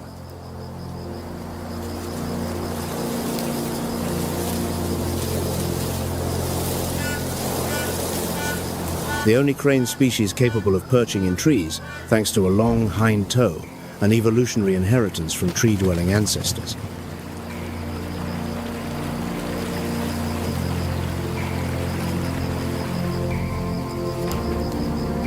Their courtship ritual is among nature's most spectacular dances, bowing, spreading wings, leaping into the air, culminating in a ceremonial bow, a declaration of love requiring no sound.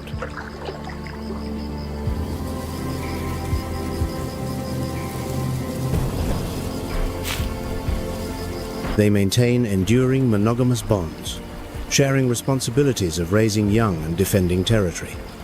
Outside breeding season, grey-crowned cranes gather in large flocks, sometimes 150 strong.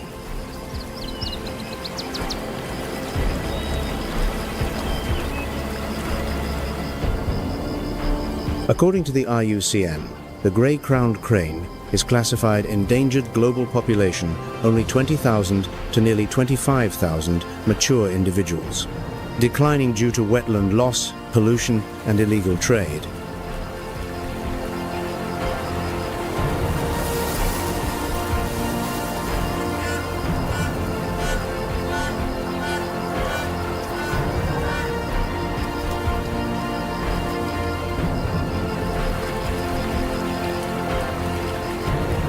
Beside them, the saddle-billed stork, one of Africa's tallest wading birds, standing nearly 5 feet with wingspan, exceeding 8 feet steps quietly through the shallows.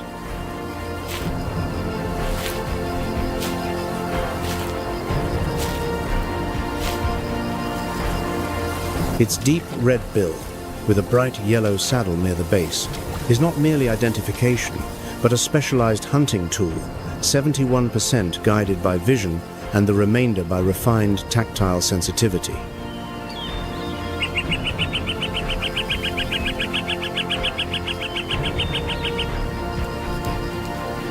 And the great egret, pristine white plumage, long dark legs, stands motionless for minutes amid shallow water.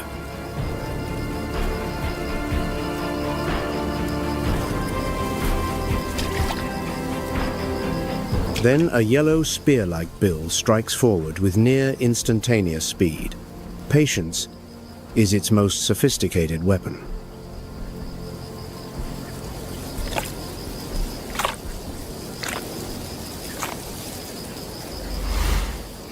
At this moment, Liuwa's ecosystem operates like a complete symphony, each species an instrument, each season a movement. But the symphony is not always played to completion.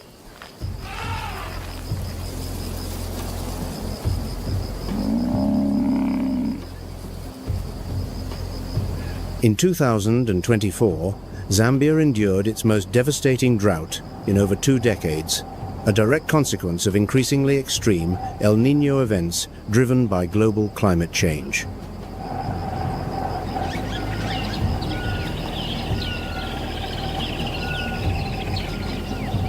Rainfall plummeted. Marshes dried ahead of schedule. Natural food sources collapsed, pushing both wildlife and human communities into extreme hardship.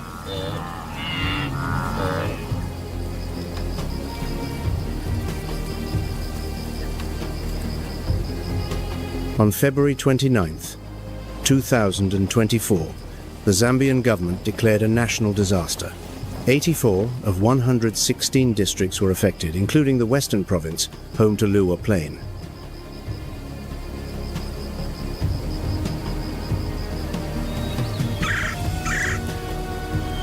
As water retreated from grasslands and rivers ran dry, the pressure of survival weighed on wildlife and humans alike.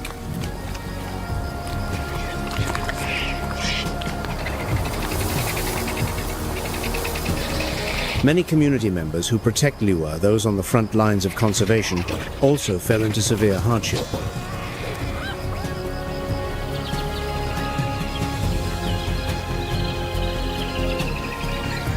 The Barotse Community Resource Board coordinated with 10 action groups, deploying a $250,000 relief program.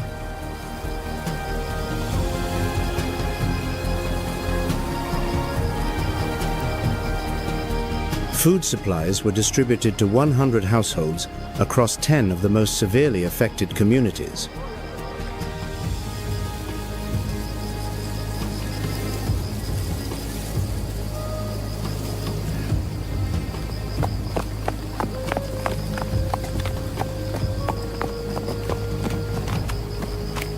What is unfolding at Liuwa is part of a larger story. Climate change is redefining the planet.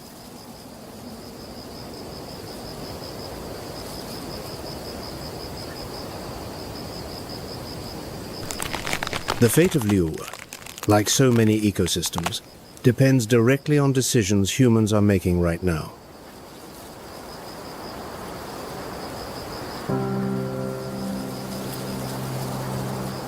But Liuwa does not surrender.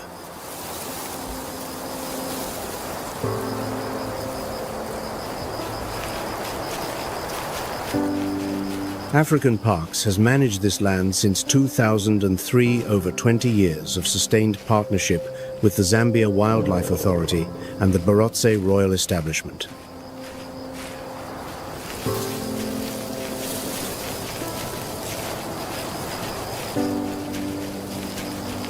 The successful reintroduction of keystone species, lions, buffalo, African wild dogs, marked a turning point for the ecosystem.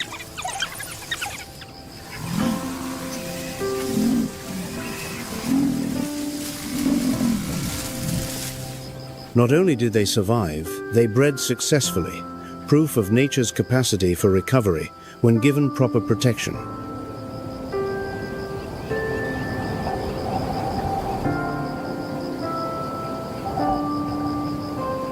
Over 95% of Liuwa's conservation workforce are local community members.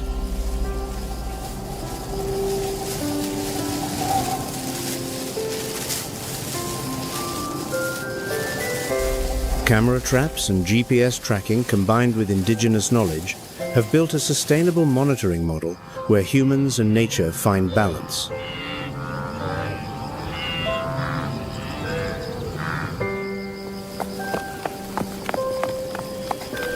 The annual migration of 45,000 wildebeest continues to mark the unchanging biological rhythm of the floodplain.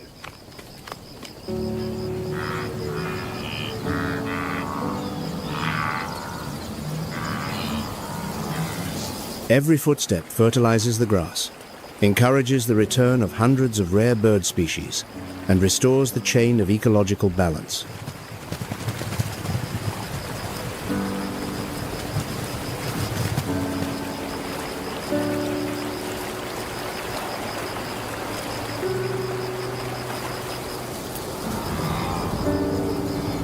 Protecting wild nature is not merely preserving biodiversity. It is also safeguarding climate stability and the ecological future for generations yet to come.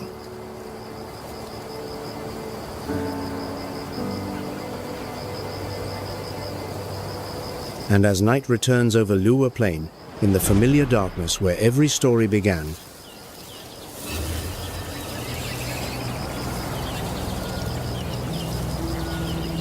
a footstep lands on the earth.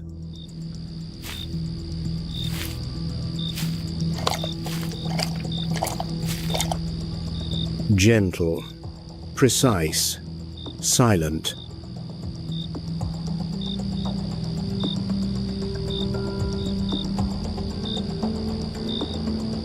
The leopard, the silent sovereign, continues its patrol, a solitary force that never needs to declare dominion, only to exist.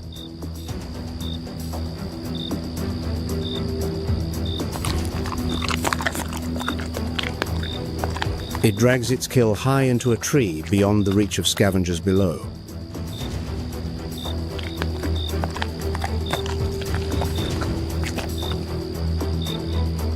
In the wet season, when water washes away scent markers on the ground, it marks territory with claw scratches on bark and a low growl cutting through the darkness.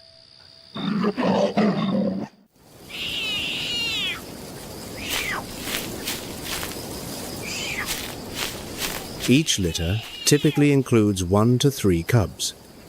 They remain hidden for the first weeks, and hunting training does not begin until approximately 4 months of age.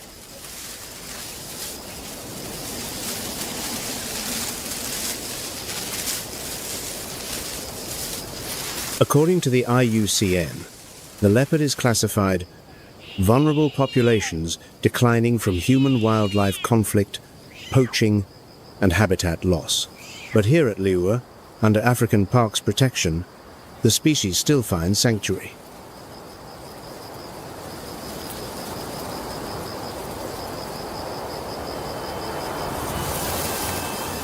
This land belongs to no one. It belongs to every footstep that has crossed it, and every one that will.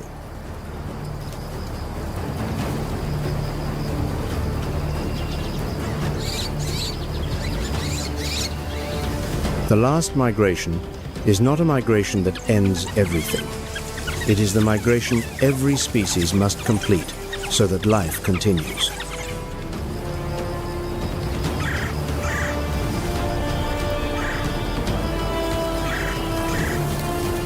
Thank you for journeying with Wildverse. The natural world still holds countless stories waiting to be told. See you on the next expedition.